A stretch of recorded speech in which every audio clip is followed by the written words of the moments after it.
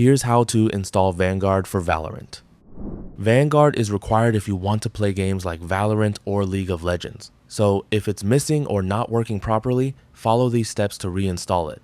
First, open the Start menu, search for Settings, and launch it.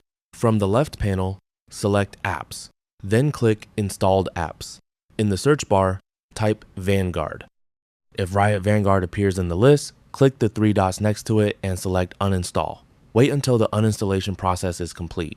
If Vanguard isn't listed, you can move on to the next step. Now completely close the Riot client if it's running. Next, open the Start menu, search for Command Prompt, right-click it, and choose Run as Administrator. In the Command Prompt window, type the following command and press Enter: sc delete vgc. Then type the next command, sc delete vgk, and press Enter. After both commands have completed, close the Command Prompt window.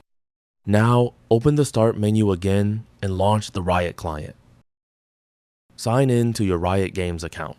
After signing in, click Valorant or League of Legends from the left sidebar. The Riot client should automatically detect that Riot Vanguard isn't installed and prompt you to install it.